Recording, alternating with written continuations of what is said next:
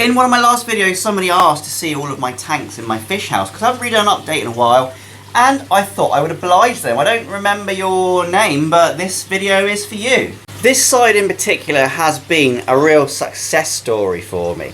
I don't know if you watched my video setting this tub system up, but this is freshwater and it's designed specifically for growing floating plants, although there are some shrimp in there, and I'm kind of getting a little bit sidetracked here with some house plants, but my whole shed is turning into a bit of a houseplant collection. I just think they add an extra dimension to the fish house. So we've got in this particular tank some Syngonium rayi. This started off as a little cutting with one leaf on it, and now it is growing up round the top and spreading like a cool vine. So I'm hoping to get that to be growing all over the shed at some point. And we've also got a taro plant, which I bought last year. It didn't like being outside over the winter and didn't actually regrow this year until I put it into this tub system, and we can see now we've got two little leaves. The actual system itself is really simple. We've got a little TMC return pump down the bottom. We've got my turtle in the bottom here. Here's a river cooter, I was informed, and he's living a great life. I do put him outside for some sunshine, and he'll probably be going in my outdoor pond for the rest of the summer, but he just chills out down here. But the real story is all of the water lettuce growing in here. There's just tons of it, and it really does well in this 4-tier system with just some simple LED lights over the top. Moving on to my saltwater systems, this side is doing quite nicely. It's starting to get where I want it to be. If you remember, or if you've been watching my videos, you will have seen the different stages of these systems. This tank in particular, actually let me turn the light off and we can see it a bit better. This tank in particular is undergoing a slow but gradual change into a mature system.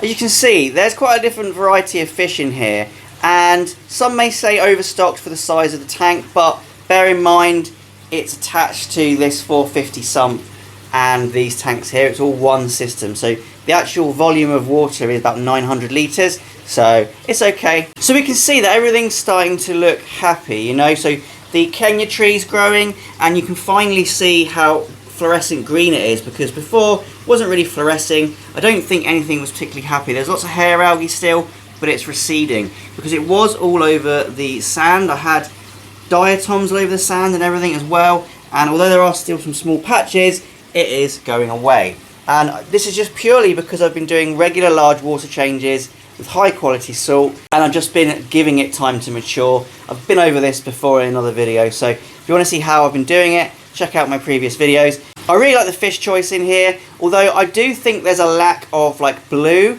because there's only a couple of blue fish. We've got the damsel and we've got the goby. There's a lot of black and white and there's a lot of yellow in this tank, but that's just the way it is, I guess. I quite like it. The newest addition is this coral goby, who's just chilling on this Kenya tree. He's not a new fish for me, but he was living in a different tank. Now he's got his permanent home in here. So this is cool. The corals are happy. I've re-added the frog spawn. I've re-added the Duncans and all the other things, and they're all really good and happy and out and healthy. So I'm pleased. I'm just waiting for the hair algae to finally disappear. I might need to go through this again and give it another clean. Onto the top row. This is the sort of biggest change, I guess, because a couple of months ago, if not just a month ago, this top row of tanks was full of hair algae. This end system still has it to a certain degree. We've got diatoms, I think, and we've got a little bit of hair algae, but comparing how it was a month ago, this is so much cleaner. So algae-wise, in this end bit, we've got Caulerpa racemosa, and up until a while ago, it just kept going sexual and dying, but actually, it seems to have self-spread in this particular tank. And I've never had this happen to me in all my years of keeping macroalgae. I've never seen Caulerpa racemosa spread itself by spores, but it has on this bit of rock. This tank here has got some Botrocladia, still covered in hair algae, but you can see the growth on the ends.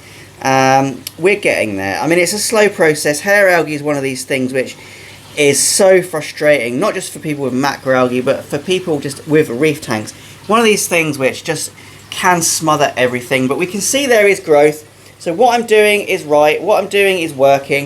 And we've also got some Caulerpa prolifera. We've got a little bit of Cladophora prolifera, which is this bushy stuff, but it's got a bit of Cheetah growing on it as well. this is a species that I used to have loads of. I used to have massive balls of it, but it's just the hair algae has smothered it. You can see on this particular part there just how annoying it is, because the hair algae just grows over it, stifles its growth. But I'm hoping from this point forward we'll start to grow macroalgae rather than just sort of drip feed it, keep it alive while the hair algae starts to destroy it. And then on this tank, this again is a work in progress. We've got the head off the frog spawn that fell off. It just seems to be rolling around. It hasn't died. It's been off the frog spawn skeleton for 2 months now, and it's just kind of chilling like a little anemone, but I don't know what it's going to do. And then in here again, we've got some bits of algae, Gracillariaceae, which is starting to recover. You can see again little bits of growth. We're getting there. And then Gracilaria mammillaris, hair algae again, destroyed my colony, but growth tips. We're getting there. What else we've got in here? We have got some Soliaria. This is one that I haven't previously been able to grow particularly well, but I've had a tip on how to grow it. High flow, so it's directly beneath my nozzle. Hopefully this will stimulate it to grow well, and then I can start to cultivate it. And then this bit here is my Galaxura rugosa. This has just been doing nothing for the last 6 months, but I think we're starting to grow this as well. This is one that particularly got covered in hair algae. But yeah, it's growing, it's fine, hair algae's gone. This is the sump that broke. If you watched my video about my sump cracking, this was the one that cracked. And you can see the glass at the bottom has still got the cracks. In fact, since I did the repair, it split a little bit more. There's a few new cracks underneath, but that happened within a week of me fixing it, and since then there's been no new cracks. The bit of perspex that I put over the top of the cracks, you can see where the silicone lines are, that's held. There's been no leaks or water movement or anything like that, so I'm going to consider it a permanent fix for now. I'm not going to replace the sump.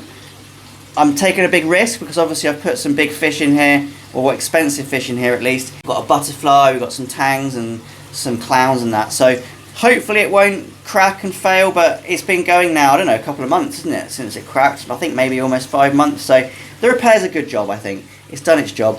And in here we've just got some Caulerpa prolifera, which I'm just trying to cultivate and grow in this particular. I want this whole sump full of Caulerpa prolifera, that's basically the idea.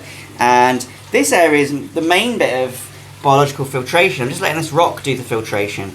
But I think it looks quite nice. I just like the way macroalgae makes a tank look alive. I think without the macroalgae in here, it would just be a pile of rocks and some fish with some hair algae growing in it. But once that spreads, I think we're all going to be good. So if we take a look on the other side of my shed, this is another separate system. If you're not familiar with it, it's got some plastic tubs. We've got a big sump here, which is kind of like where all the water runs into, via the filter there. And then I've got two sides. We've got two 250 litre tanks, and then over there those tubs are 45 litres each. So good amount of water. It's around 850, 900 litres on this side as well. This is a story that's still ongoing. It's a little bit behind the system I've just shown you. So we've still got a good amount of hair algae in here as the tank's maturing. We've still got quite a bit of a problem with dinoflagellates.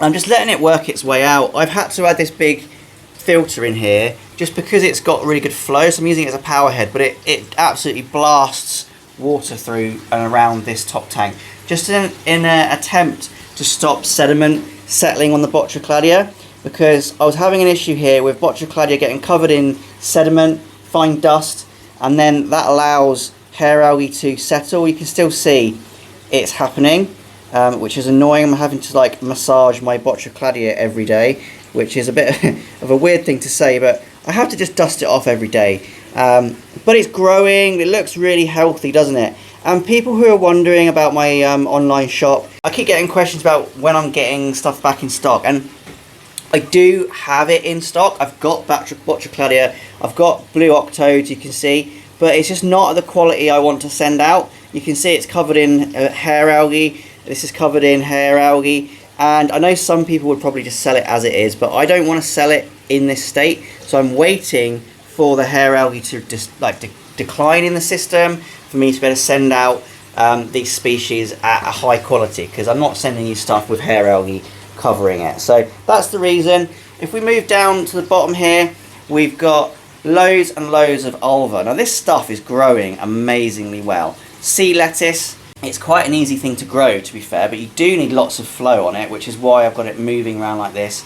Otherwise it gets covered in detritus. And over here we've got Cheeto. Now people say Cheeto grows the fastest of all things, but that is not true, because it's probably one of the slowest growers on this whole system. I don't know whether it's just because I've got so much other stuff growing in here, but it's just not really growing that fast, which is a shame because it's really popular. But there we go. It's actually really healthy. There's nothing growing on here in terms of hair algae or anything like that, but it does trap a lot of the dust. So again, I have to keep shaking it off every morning to stop the detritus building up inside, but it's doing all right. Now in terms of the filter, I'm not really sure about this filter. I think like the casing and the UV and everything that works is fine, the way it cleans, but the actual media inside hasn't been doing it for me. I did open it up the other day and just wasn't capturing the fine dust and stuff, which is why I'm suffering with it throughout the system. So I need to either change the media inside of here or change the filter to something with a finer filtration system, because it is a pond filter, to be fair, so it's not really designed to be capturing fine debris. Another thing I had was when I turned it off, the media is actually so small that it was going back down into the pump and then it was jamming up the impeller. So although there is a system in this to stop that happening, it wasn't working and the impeller kept blocking and I had to keep taking it apart. So a bit of an issue with that. And then onto the tub systems, again, another story of dinos or diatoms. We've got all sorts, hair algae, but it is clearing. It's one of these things where it takes time. We've got coralline algae growing in a couple of the tubs now, so this is a good indication that it's maturing. It's a good indication that we're on the right track. It's just patience, isn't it? It does your head in sometimes when you run a fish house, especially when you're trying to run a business from a fish house. Things take so much time. If it was just a home aquarium where you just left it for a year, it didn't really matter how long it took, then it'd be fine. But when you've got sort of financial incentive, it's a little bit harder. You can see this cryptonemia. It's growing, we've got new leaves, it's, that's fine, but then on the stems, on the runners and things, it's just covered in hair algae. It's distressing, can be quite distressing. So again, what I have to do with this every day is just put it in a bucket, give it a wash off. It's quite labour intensive running this fish house at the moment. We've got more octodes, which looks quite nice, doesn't it, from the surface, but then we take it out, you can see that there's hair algae on it. But it's growing, it's looking tasty, so give it another month. I think we'll be able to start shipping this one out. In here, I got another species of Caulerpa. One thing I found when I buy algae from people is I just don't know how to ship it properly. So I've been buying different species of Caulerpa, for instance, and every time I receive it, it's just in a little envelope, nothing keeping it warm, and it just melts and it's dead. That bit of Caulerpa, I know it looks a bit silly, you probably can't even see it. It's only Caulerpa brachypus, right? It's a really basic, cheap macroalgae, but I ordered it for a £5 off eBay, and I received like a big fistful, but it was just shipped so poorly. A tiny little slither survived, so now I'm having to regrow it from basically one leaf. It's quite frustrating, but there we go. So that's basically the tanks. You can see how we're getting there. You can see that the pest algae is in decline. It's just a lot of work. Even with the diatoms, you can see little gaps, little specks where it's dying off, and its foothold is like in that corner, for instance. There's no diatoms there, so it's receding. We're getting there. Probably another 3 or 4 months. This will be a nice mature system. We can start getting on with the idea of growing macroalgae. But there we go. That's just the nature of it, isn't it? So hey, I hope you enjoyed that. I mean, not the most interesting video, I guess, just showing you my tanks, but somebody's asked for it, and there you go, that's for you. If you want me to do a particular video on a certain topic, just leave a comment below, because I'm quite happy to, go through stuff that you want to see. Obviously, I've got my macroalgae bowl, which is in my other shed, so I'm not going to do that today in this video, but I'll do an update on that soon. It's on my list of things to do, basically, so don't feel like I'm ignoring your comment. I will be doing that video soon. Other than that though, yeah, everything's going well. We are getting there. If you are thinking about setting up a fish house, just realise it's a lot of work, it's a lot of stress. You know, keeping one tank is fine, or 2 tanks is fine, but once you've got lots of tanks, even if they're on the same system, it's basically a part-time job that you're signing up to. So, you know, you really need to have the passion, and you've also got to have a bit of spare time to do it, because it's not easy. So thank you for watching. I hope you've enjoyed this video. If you have, leave a like and also subscribe to my channel if you're not already. Thank you to my channel members. Once again, thanks for watching and happy fish keeping.